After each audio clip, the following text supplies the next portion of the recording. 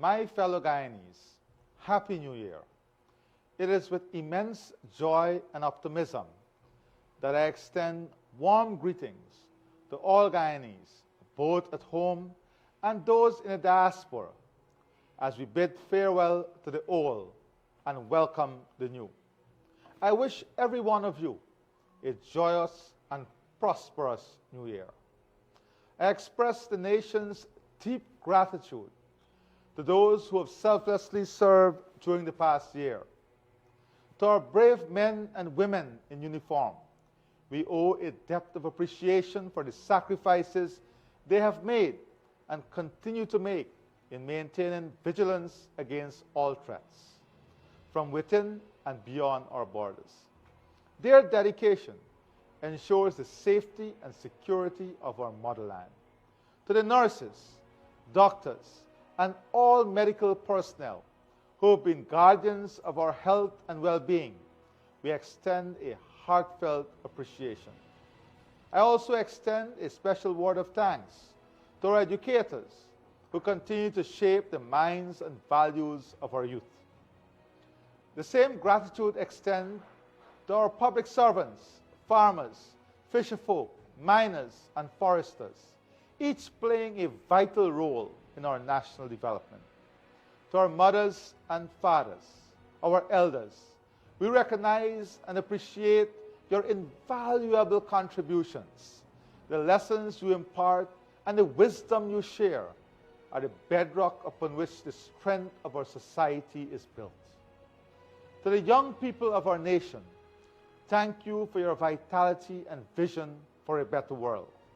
Your enthusiasm and energy infuse us with hope and inspire us to strive for a better tomorrow. Heartfelt acknowledgement is also extended to the private sector, which has remained steadfast at the wheel of our economy, helping to steer our nation towards our goal of shared prosperity. As we step into the new year, we are filled with the promise of a fresh start. It is time to right wrongs, make resolutions, and strengthen the bonds of friendship and family. The new year is also a time to look back and learn from the year that has now faded into the recesses of history, but whose lingering effects still remain. The past year tested our collective determination as a nation. It brought trials, threats, and triumphs, development, and instances of despair. We mourn the loss of our precious angels at Madhya and the tragic deaths of our heroic servicemen in a helicopter crash. In these moments of anguish, our people united, sharing grief and providing moral and material support to those who have lost loved ones. These tragedies were indeed jolting, but they did not floor us. We did not wilt or waver. We proved that we were a resilient nation. We rose to the challenge, surmounting our difficulties and collectively shouldered our burdens. Every time misfortune hit us, we stood tall and unified.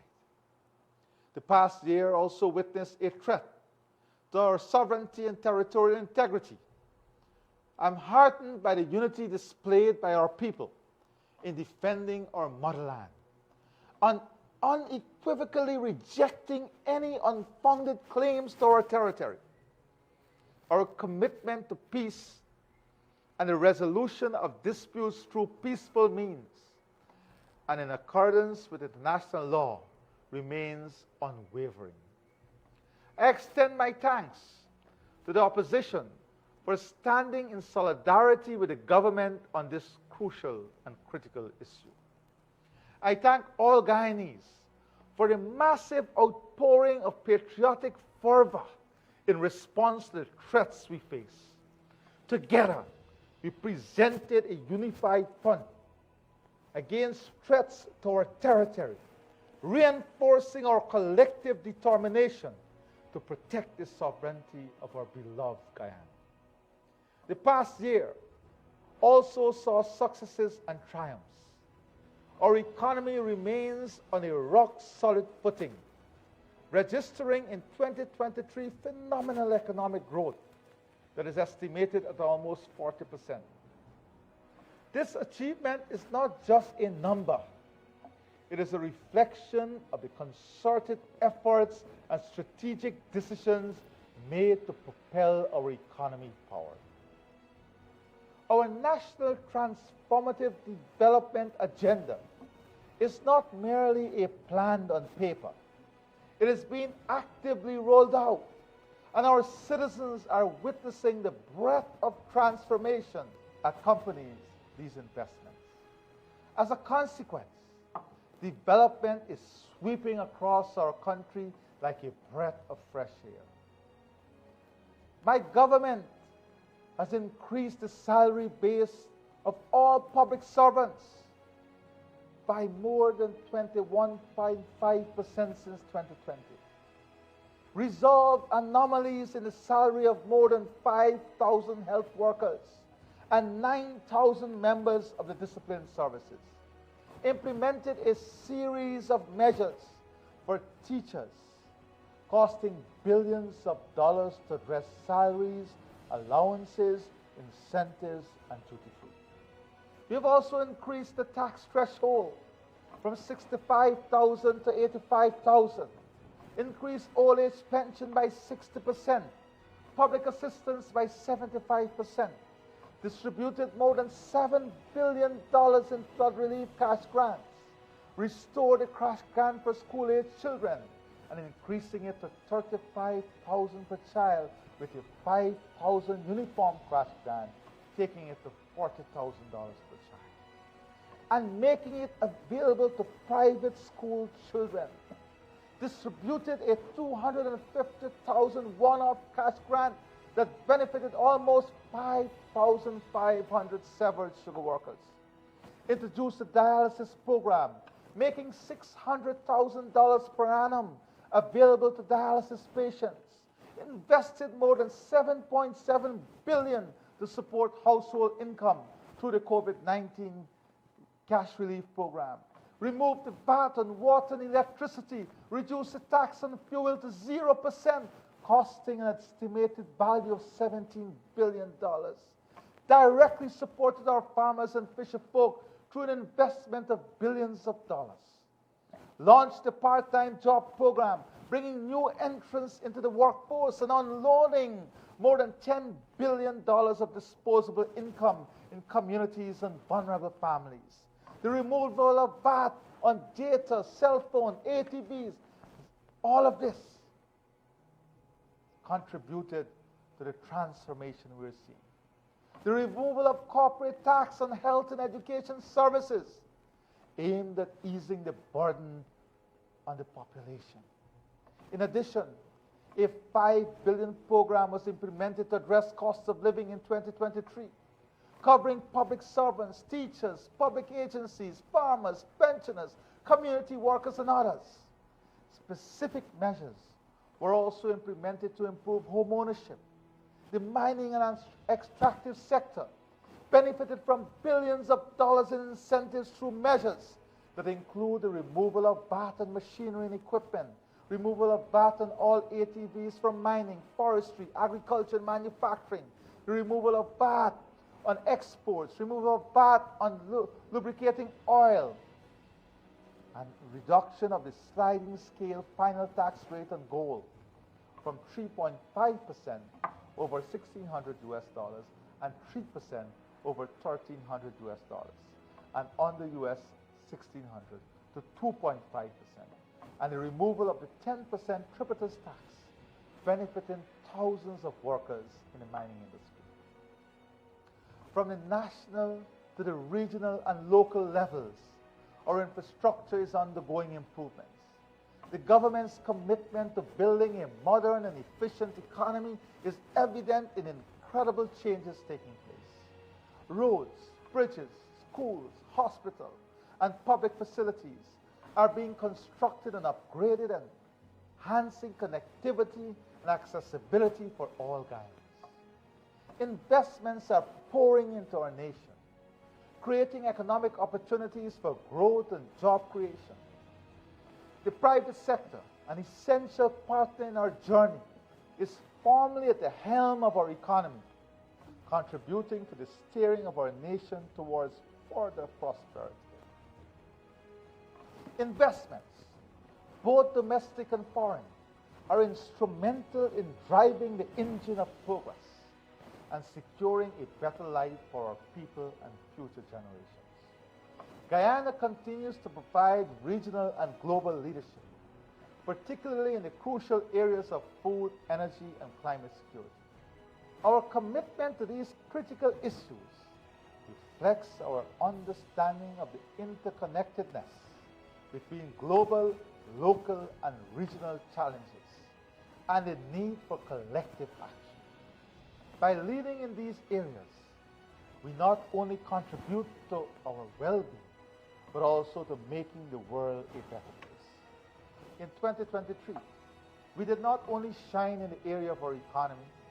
Our social services, housing, water, sanitation, education, and health continue to improve, bringing greater benefits to our people. We took active steps to improve security and boost the quality of other public services offered to the public. We bask in our moments of glory and triumph. Who will never forget how our spirits soared in 2023 when the Guyana Amazon Warriors clinched victory in the coveted Caribbean Premier League final, right here at home? Who will forget how this team brought our people together and how much its success lifted our nation? Our sportsmen and sportswomen continue to excel, bringing immense joy and glory to our nation. Their achievements not only showcase the talent and dedication of our athletes, but also serves as a source of inspiration for the entire nation. My government pledged to improve the lives of our people. We are honoring that promise. The fruits of our collective efforts are beginning to ripen. The future of Guyana is bright and promising. We have set Guyana on a course of sustained growth and prosperity. The new year, 2024, will see us advance more rapidly along this path as we shape the destiny of present and future generations. In the next couple of weeks, we'll unveil the 2024 budget. This budget will detail our expenditure and revenue plans for the coming year. It will deliver on our promise to continuously improve the lives of Guyanese. I do not wish to steal the thunder of the Honorable Minister of Finance, but I wish to provide you with a broad outlook of what Guyanese can expect in 2024. Guyanese are going to benefit from improved infrastructural and public services, including water, housing, and education. Several major road projects are slated for completion and will make commuting easier.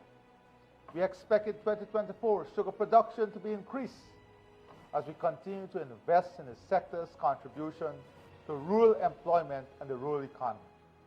Rice production, aquaculture, and other initiatives will lead to increased food production. This new year, we'll also see significant investment in education, including preparations for the rollout of pre-university education in 2025.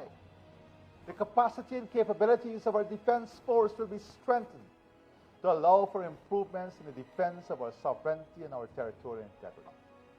The carnage on our roads will be greeted with a robust road safety and traffic management plan. I intend to have a national conversation on this issue within the coming days. Out of that conversation, new laws, regulation, measures, and technology will be implemented to stop the carnage on our roads. Cost of living interventions will be made to cushion any spikes in prices in our economy. We want to put more money into the pockets of people. Our policy-making matrix will advance this ideal and idea of putting more money in the pockets of our people. Workers will continue to benefit from increasing their wages and salaries, augmenting the other measures which we will take to enhance household disposable income. Works will commence on the construction of a new international branded hotel near the Georgetown seawall. Ongoing construction of other hotels will be intensified. Guyana's energy security plans will be advanced through the ongoing works for the building of a gas-to-shore energy plant that will reduce energy costs. The hinterland electrification program will be expanded to bring electricity to more hinterland residents. Investment in culture and sport infrastructure will see improvements in sport grounds, play fields, and cultural facilities. We'll also be addressing in a very frontal way the issues of mental health, suicide, advancing measures to increase disposable income, supporting the building of consortiums to further enable our people to benefit from the opportunities here, manufacturing and industrial development expansion, supporting through incentivizing investment in manufacturing and industrial development, more community investment aimed at creating community safe spaces, community security, community livelihood, community empowerment. We'll see a robust plan to further advance the security, architecture, and infrastructure of our communities and country. Direct policies and policy orientation towards tourism initiatives and expanding our tourism product. A comprehensive strategy to address squatting, especially on the Linden-Soos Dyke Highway. These are some of the measures, some of the issues that we'll confront in a very frontal way in 2024. I assure all Guyanese that the government will continue to work tirelessly for your upliftment in the coming year. On this point, I want to pause and recognize the tremendous work of the Cabinet, the government, and all those technicians who are supporting the multitude of projects and investment that are geared at the transformation of our country. I thank your families for allowing you the extended time in national service. Together, let us face the challenges and embrace the opportunities that lie ahead, confident in the strength of our unity and the promise of a brighter future. May the new year bring prosperity, peace, and progress to every one of you. Happy New Year, and God bless you all.